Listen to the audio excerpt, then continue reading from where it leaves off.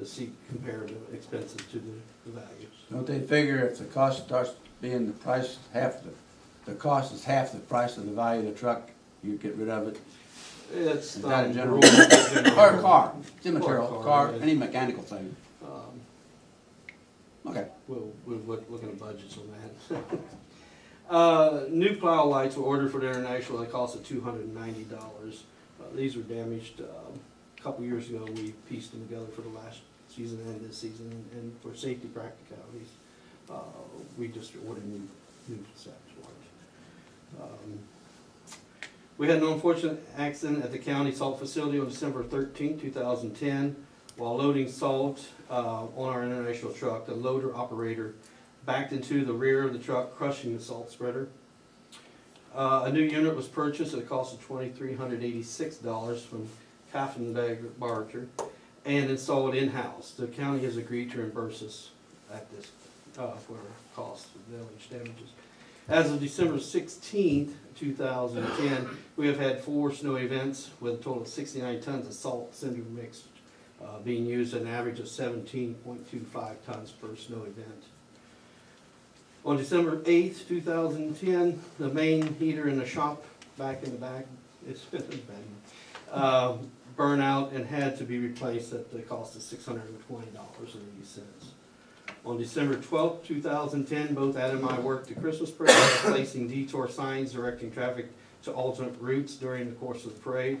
Cones were placed at all intersections, restricting traffic, and were picked up at the close of the parade. We also picked up any emissions left behind by primitive modes of transportation. One other notable incident occurred on December 13th. The door to our right bay of the salt barn became inoperable. These doors are residential quality and not recommended for the usage on the salt facility. The cables operating the door failed as a result of corrosion, leaving 50 tons of salt unaccessible. Because of the fact that I could not get to the salt, we had to purchase 22 tons of salt from the county, which ultimately resulted in the accident involving our truck. We contacted the overhead door company to repair the door. The work was completed December 15, 2010. It cost us $510.50. Also, 40 tons of salt has been ordered to replenish our bay, and were delivered on the 16th. And that concludes my report. If there's any other questions. That was an exciting month, wasn't it? Busy month. Can't wait till January gets here. Oh, yeah. I want to thank you for doing a good job. Well, thank you. Yes, With yes, that, great job. You've done a remarkable job. Well, thank you. With that, the Public Works would like to express to each and every one of you Merry Christmas. And thank you. Okay. Thank you. Appreciate it very much. While we are on the topic of snow plowing, received a considerable amount of complaints and phone calls and concerns from residents who live in the South Ridge subdivision, which is a neighborhood of undedicated streets. I've had numerous contacts with the developer because it's undedicated. The police, the Public Works Department cannot plow back there. And just to be honest with you, the developer's not doing a good job with it. After a number of discussions on it, I saw that Julie put out an email tonight with a phone number that residents who have concerns or questions about plowing back there, a phone number that they can call and express their concerns.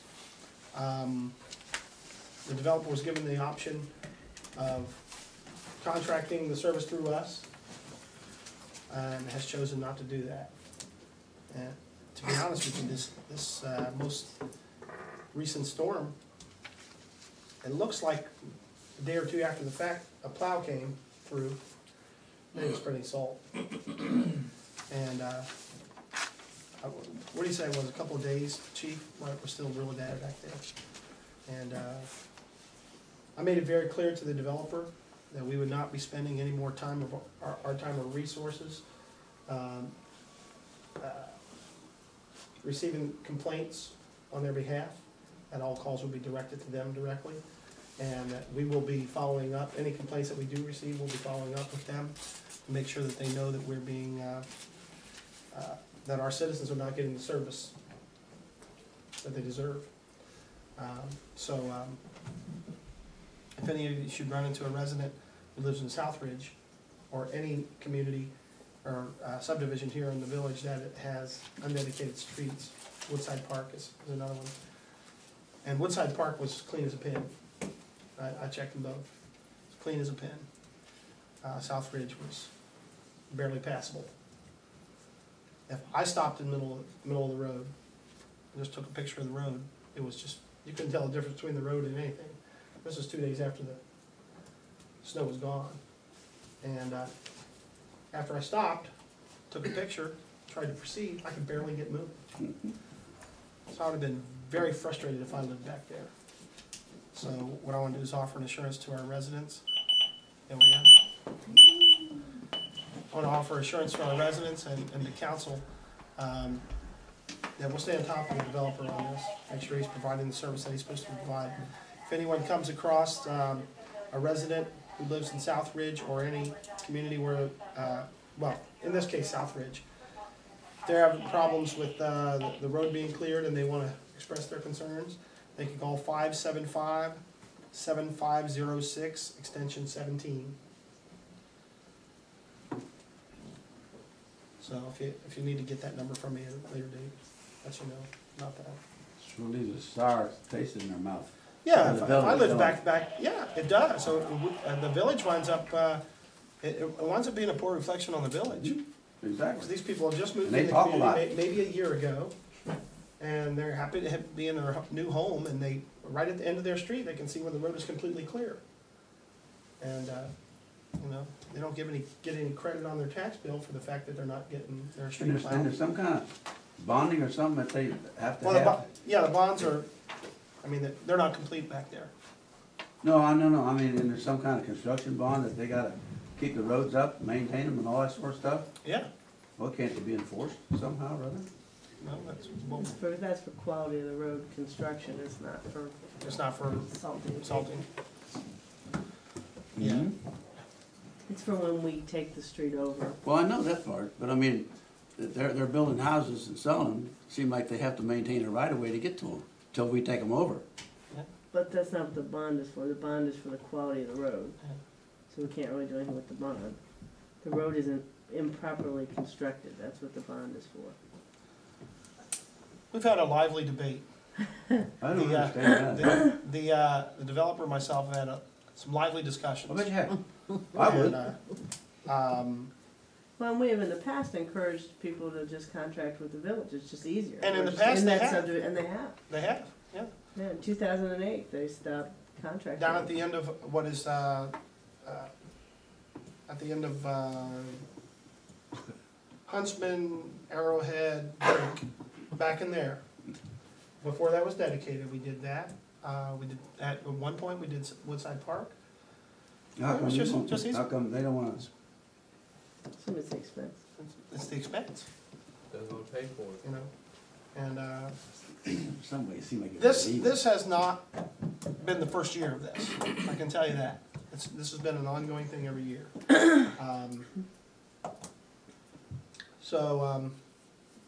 Keep your ears open. If you hear any more complaints about it, I'd like to know about it, because I really want to bring these guys into compliance, because our residents deserve to have the roads Yeah. cleared. Well, Their our tax bill is reputation. not reflected.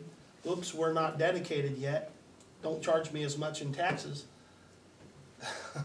So I think it's, Well, it sure knocks the hell out of our reputation, I can Yep. say that. Yep. Because they don't understand.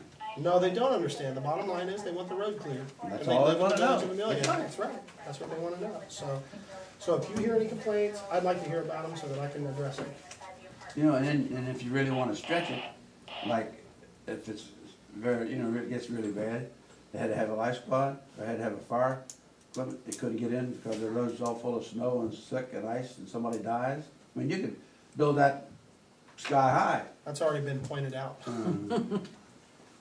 Already pointed out that we hold no liability if there's a problem back there, but you certainly do. So we'll see if we come to an understanding, because apparently we're gonna have ice tonight. Yeah, that's what I'm saying. I think I'll practice the squeaky wheel, getting the grease theory and see how it goes. Like anything that works. All right. Any other questions on Public Works? Other than that, Rick, I thought the work done by the crew, very good job. Even when you were off work, it was done well. Eye contact, I surprised him. Yeah. Uh-huh. Eye contact, I surprised him. I think Adam's getting to expect that. Yeah, everything went very well. Next item on the agenda this evening is approval of outstanding bills. The records show the bills are in your packets and on your desk. Mr. Gilpin, is there anything here that you feel as though you need to make a special? No, it was actually a pretty light couple of weeks. We tried to do away with any expenses in December to try to work on closing down the books for the year. We ask everybody not to buy anything unless they absolutely have to, so the activity starts to slow down in December, so that's why you see the dollar amount is lower. You may see duplications. If the timing hits right, I'm going to try to pay, this will be the last week for paychecks because the regular employees are on a 14-day pay cycle.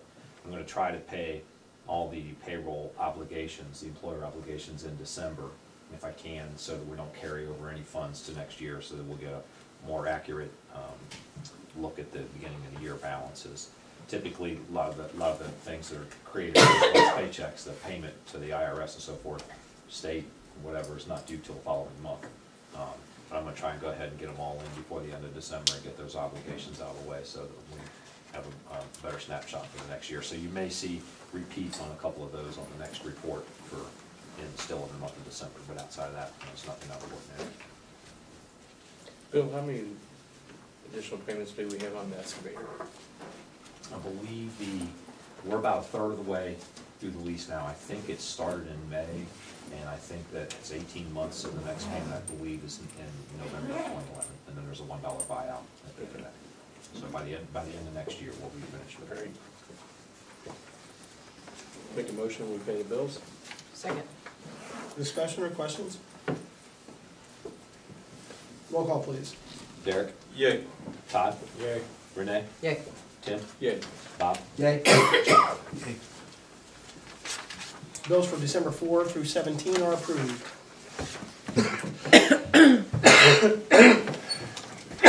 Pardon me. Next item on the agenda is legislation. First piece of legislation we have this evening is a second reading on ordinance number O-2010-35, an ordinance authorizing the mayor to enter into an employment contract with Charles Kilgore to provide additional as-needed snow removal services. He's already been being used. Thankfully. That was a good move. That will serve as a second reading.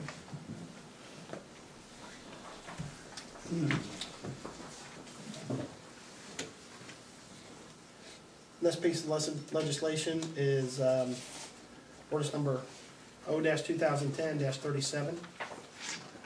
An ordinance by the Council of Amelia Village, Ohio, authorizing the purchase of a new police cruiser for the use by the Amelia Police Department and declaring an emergency.